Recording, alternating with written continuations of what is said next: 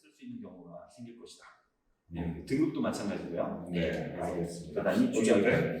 문과생들 수학도 중요하다고 합니다. 네. 자, 그러면 외고랑 국제고 두 개 중에 네. 하나를 또 선택을 해야 돼요. 그렇죠.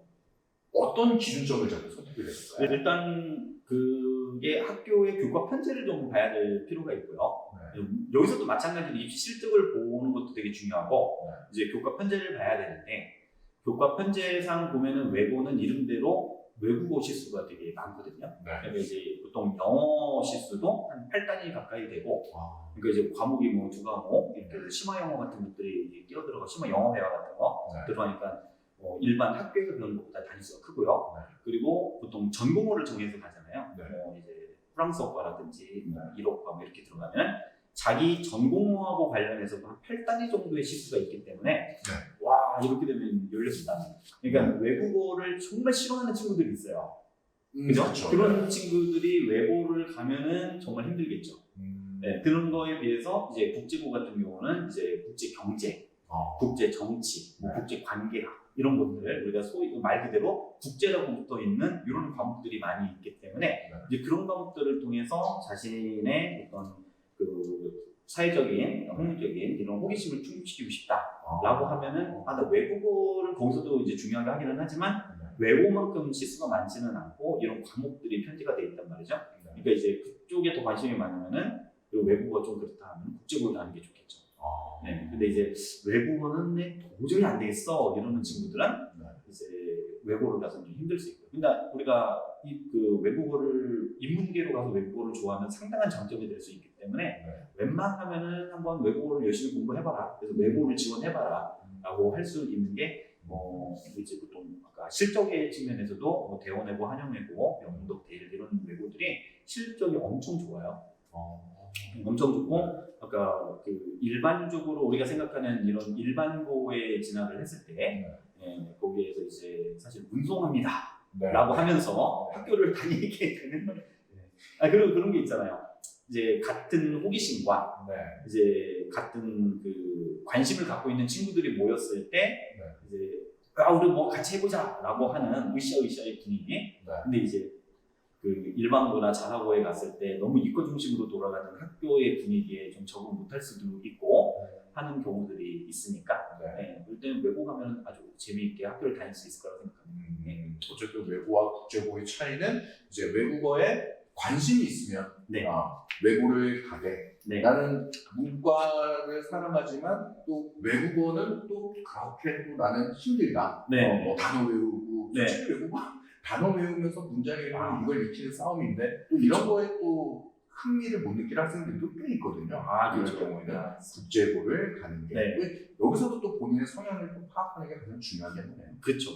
뭐 세세하게는 더 많이 좀 알아야 되는데 왜냐하면 외고를 쓴다고 해도 이제 그 전공어 과가 여러 개가 있으니까 그 언어를 뭐 처음 접할 때 어려울 수도 있고 우리가 뭐 갔을 때 이미 외국에서 살다 온 친구들이 또 꽤 있어갖고 전공어에서 성적이 밀릴 위험도 있고 그러니까 이런 것도 고려를 하기는 해야 되는데 이제 일반적으로는 그럼에도 불구하고 그 외고에 가서 이제 그렇게 공부를 하는 것이 많이 도움이 된다라고 하고 그리고 이제 학종 같은 데서는 그 외고 지원했을 때 우리가 또 하나 외고랑 국제고랑 좀 다른 것이 외고는 전공어별로 반이 나뉘잖아요.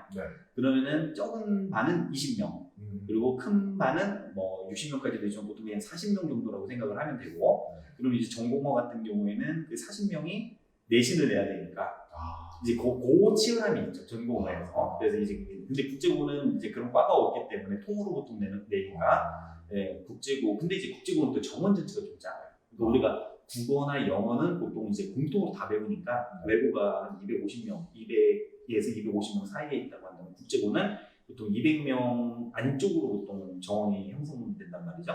그러니까 이제 전공어 부분 빼고서 보면은 외고가 좀 더 유리하고 근데 전공어까지 생각을 하고 보면은 국제고가 좀 더 나을 수도 있죠. 이런 것들을 좀 종합적으로 고려를 해보셔야 되는데 이런 경우에는 학교의 그 각 고등학교에 가면은 그 교과 편제에 대해서 학사 운영과 관련된 교과 편제가 이미 올라와 있거나 아니면은 거기서 못 찾는 경우에는 학교 알림이라고 하는 이제 사이트에 각 학교들이 그 교과 편제나 이런 것들을 다 올려놓거든요. 그래서 그걸로 한번 확인해 보시면은 이제 많은 도움을 받을 수 있죠. 네. 알겠습니다. 자, 근데 지금 뭐 특목고, 네. 그다음에 뭐 전국자사고나 굉장히 특별한 학교에 대해서만 지금 얘기를 했는데 정말 많은 일반적인 학생들은 일반고로 진학을 해요. 네네. 일반고로 진학하는 이제 학생들이 고려해야 되는 가장 중요한 요소가 있다면 소장님은 뭐라고 생각하십니까?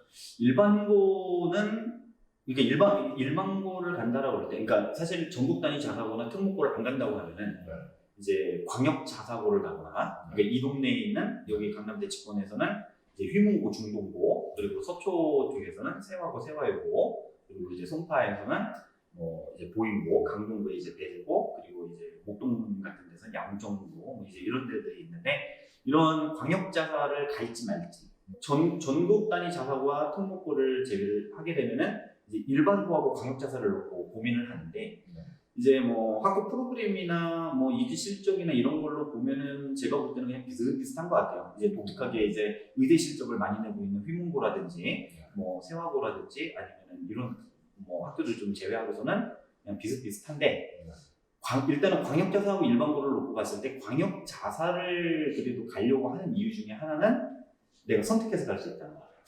그러니까 우리가 사실은 그 소위 그 추첨이기 때문에 그 일반고 같은 경우에는 그 1단계에서 20% 추첨으로 뽑고, 그 다음에 2단계에서 40% 추첨으로 뽑고, 나머지 이제 40%가 3단계 이제 배정인데, 사실 20%에서 딱 뽑히면 좋은데 거기서 밀리고 나가고 내가 원하지 않는 학교에 갈 수도 있잖아요. 그렇죠. 강제 배정 당할 수도 있기 때문에, 더군다나 지금 작년 같은 경우 지금 학령 인구가 줄기는 하지만 작년 같은 경우는 이제 황금대지에서 또 인구가 또 많았고, 올해는 또 살짝 줄었지만 내년에는 또 조금 늘거든요. 중3 애들이. 이제 이런 것들을 봤을 때, 이거 내가 원하는 대로 못 갈 수도 있겠다라고 하는 우려에서, 그러면은 뭐 공부하는 분위기도 좋고 실적도 괜찮으니까 자사고를 가자라고 해서 여기 친구들은 또 일반고하고 자사고를 갖고 이제 고민을 하게 되고, 그래서 이제 자사고를 쓰게 되죠. 이런 학교들을 쓰는데, 이제 광역자사고를 쓰는 경우에는 광역자사고 같은 경우는 지금 일단은 1.5배수까지는 추첨으로 뽑아주고, 그 다음에 그러니까 그 나머지 0.5배수를 떨구기 위해서 면접을 시행을 하는데, 이것은 이제 우리가 전국 단위 자사고나 특목고만큼 이제 어려운 면접 시험은 아니기 때문에 준비하기도 좀 수월한 편이고요. 그러니까 이제 그런 것을 보고서 가죠. 그래서 일반고 같은 경우 보다는 이제 자사고 갈 때는 그렇게 선택을 하고, 일반고를 이 동네에서 선택을 할 때는 내가 내신을 그래도 자사고보다 더 잘 받을 수 있겠거니 하고 선택하는 경우는 많지는 않은 것 같아요. 왜냐면은 아시다시피 여기 학교들은 내신 경쟁이 워낙 치열하기 때문에 여기 일반고를 가는 것이 내신을 더 잘 받겠다 이렇게는 안 되는데, 근데 최근의 분위기에서는 이제 의대, 약대 뭐 이런 데 진학을 하기 위해서는 내신의 절대적인 수치가 상당히 이제 중요한 경우가 많아서, 최근에 뭐 예를 들면은 여학생 같은 경우에 숙명이나 진선 같은 데가 또 세기로 유명하잖아요. 그런 거기 쓰려던 친구들이 이제 그래도 조금 수월할 것으로 생각이 되는 남녀공학학교, 뭐 예를 들면 개포고라든지 이런 데를 또 중대부고나 이런 데를 지원을 해갖고 또 잘 공부를 또 중학교 때 잘했다고 소문났던 애들이 그쪽으로 또 몰리는 이런 경우도 있어요. 그래서 이제 그런 것들도 좀 고해마다 분위기가 다르니까 그런 것은 계속 주시를 좀 할 필요가 있고요. 근데 일반고나 이쪽 광역 자사고를 간다라고 할 때 되게 주위에서 또 이제 우리가 봐야 되는 게 뭐냐면은 입시 실적도 당연히 중요하지만 그건 또 이제 매해 좀 해가지도 있고 해갖고 좀 다를 수는 있는데, 이게 지방 일반고랑은 좀 달라서 진짜로 이 동네 내신이 힘들거든요. 정말 힘들잖아요. 그래서 이제 예를 들면은 뭐 우리 휘문고라든지 이런데 수학시험 엄청 어려운 걸로 유명하고, 진선여고 같은 데도 수학시험 진짜 어려운 걸로 유명하잖아요. 이런 것들.